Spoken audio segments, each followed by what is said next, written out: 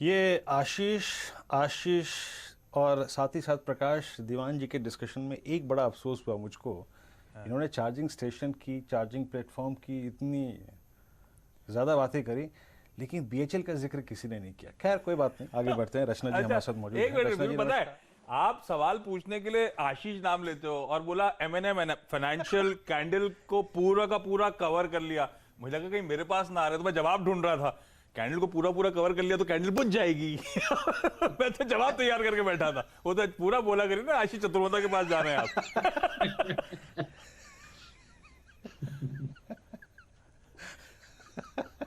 खैर पहले ट्रेड ले लेते हैं रचना जी का। रचना हाँ। जी, आपका कन्विक्शन ट्रेड इस वक्त का मैं देख रहा था जरा, तो इस वक्त Kotak Mahindra bank day high पर आ गया। बताइए इस वक्त आप क्या पिक कर रही हैं? जी, फाइनेंशियल्स में कुछ नाम है, गुड आफ्टरनून, जिस पे मूवमेंट शुरू हो रही है।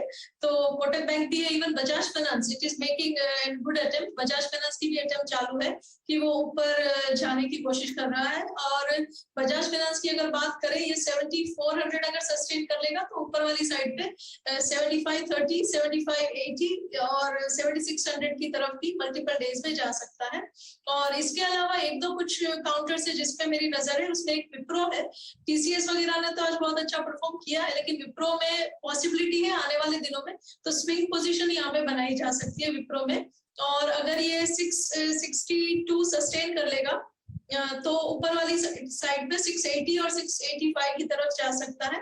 एंड जहां पे पोजिशनली भी नजर रखी जा सकती है, ऐसा अगर कोई काउंटर है तो दैट इज मन्नापुरम। मन्नापुरम में एक कोशिश हो रही है कि वो 200 डीएमए को क्रॉस ओवर करके ऊपर वाली साइड पे जा सकता है काफी कंसोलिडेशन के बाद।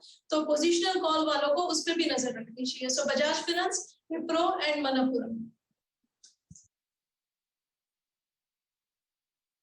बजाज फाइनेंस, याद रखिएगा बजाज फाइनेंस की प्लेसमेंट बहुत स्ट्रांग है और इस बात को मैं सुबह भी मेंशन कर रहा था और अभी मेंशन कर रहा हूं। प्लीज डॉक्टर साहब कैंडलस्टिक चार्ट लेके आइएगा जिसमें आप लगभग 2 महीने कवर कर लें। 16 अगस्त को बजाज फाइनेंस का एक ब्रेकआउट आया था, या फिर कह लीजिए कि ब्रेकआउट कंफर्म होने के सर्कमस्टेंसेस बन गए थे क्योंकि उस दिन की कैंडल बहुत स्ट्रांग थी। उस दिन ये स्टॉक 10 डिमा के ऊपर निकला था और आप समझ लीजिए कि अब तक ये उसके बाद कभी भी 10 डिमा को तोड़ के नीचे नहीं आया। 7465 एग्जैक्टली एक जो प्रॉपर्टी होती है ना कैंडल रिवर्सल की, कैंडल रिवर्सल से अगर आप देखें पहले आपके 5-7 दिन के डाउन ट्रेंड होने चाहिए और एक ऐसा सेशन आता है जब स्टॉक, हालांकि कैंडल रिवर्सल नहीं है क्योंकि उस दिन प्राइस जो होता है वो पिछले प्राइस के नीचे खुलना चाहिए, लेकिन ये पूरी की पूरी कैंडल कवर कर चुकी है। ये बताइए जरा एक बार 7500 की कॉल लेके आइएगा। अगर हम इसको एक टिपिकल फ्लैग मान के चलें आशीष, और अभी रचना जी ने अपना मत भी दिया इस पे, तो क्या 7500 की कॉल को 10 डेमा का एक स्टॉप लॉस लगाकर अप्रोच करना चाहिए? क्या बजाज फाइनेंस इस वक्त डे हाई पर है? बिल्कुल तो कॉल करना रखिए चाहिए। स्क्रीन पे और प्लीज। इनफैक्ट मैं समझता हूँ बजाज फाइनेंस में बहुत ही प्रॉमिसिंग ये पैटर्न बन रहा है और यहाँ से अब जो रिस्क रिवॉर्ड है काफी फेवरेबल है। 7350 के स्टॉप से मेरे समझ से 7700 की अपसाइड बजाज फाइनेंस में मिलेगी।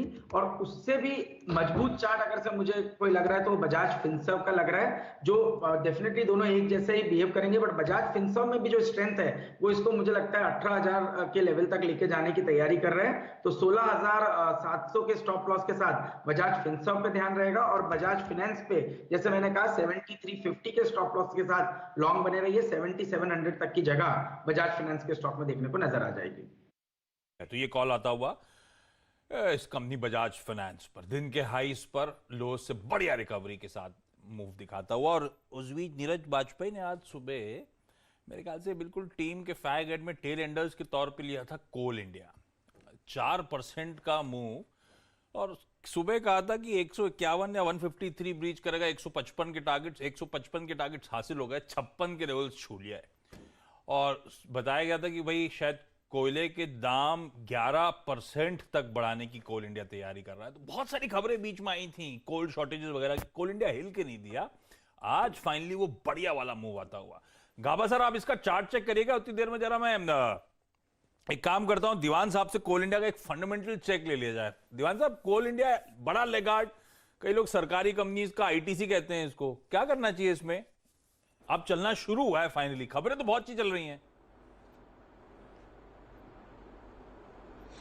आशीष, एक्चुअली कुछ समय पहले शैल जी के साथ मैंने सुबह के एक शो में डिस्कस किया था, तब जो लेवल था उससे ही काफी गिर भी गया था और अब वापस एक रिकवरी इसमें आ रही है। मेरी उम्मीद ये है कि जिस हिसाब से ग्लोबली एनर्जी नीड्स रीडिफाइन हो रही है या एक उसमें जो तब्दीली आ रही है बहुत गजब के पेस से, स्पीड से, आप देखिए नेचुरल गैस के भाव कितने बड़े हैं, आप देखिए इलेक्ट्रिक पावर कंजम्पशन कितनी हर जगह बढ़ रही है। और अगर कोल इंडिया के ऊपर आप डिपेंडेंट हैं और उसकी एफिशिएंसी जो इंप्रूव होते हुए, स्केल इंप्रूव होते हुए दिखेंगी और जिस हिसाब से कोल की रियलाइजेशन लेवल्स हैं, मुझे लगता है कोल इंडिया यहां से काफी अंडर वैल्यूड है। तो मैंने उस टाइम भी जिक्र किया था, जो स्टील अथॉरिटी ऑफ इंडिया के लिए हुआ पिछले 2 साल में, वो कोल इंडिया अगले 2 साल में करके आपको दिखा सकता है। ऑफकोर्स मतलब एक सिंबॉलिक चेंज के लिए मैं बोल रहा हूं, मैं ये नहीं कह रहा कि बिल्कुल वैसे हूबहू चाल दिखेगी, but Coal India certainly undervalued है। लेकिन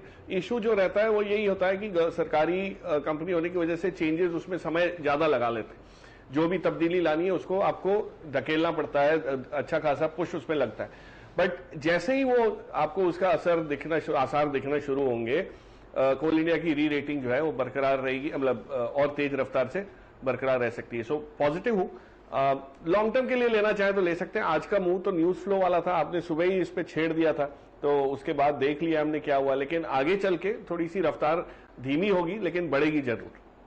बढ़िया पिक था वो सुबह नीरज वाजपेयी का। उनकी टीम्स के बाकी आउट परफॉर्मर्स भी आपकी स्क्रीन पर आते हुए आज 3:30 बजे वो रिटर्न्स नहीं दिखाए जाएंगे। गाबा सर, कोल इंडिया का चार्ट चेक। हाँ, सरकारी कंपनी का आईटीसी अच्छा लगा सुन के। वेल, अब वो ऑन है, इतना कह सकते हैं। जब ब्रेकआउट मिला है करीब 150 के आसपास, वो करीब 160 तक ले आ सकता है। वहां पर फिर 160 और 70 के बीच में थोड़ा रेजिस्टेंस है, वहां पर टिकता है नहीं टिकता है पता कहना मुश्किल है, लेकिन एक ट्रेडिंग बैट बन सकता है कोल इंडिया। और कुछ ट्रेड वेट स्पॉट किया कि अब बीटीएसटी एसटीबीटी का इंतजार है? बीटीएसटी का इंतजार है। ठीक है, मार्केट थोड़ा डल है। डल है। वो जहाँ छोड़ा था वही इन ग्रीन आते आते निफ्टी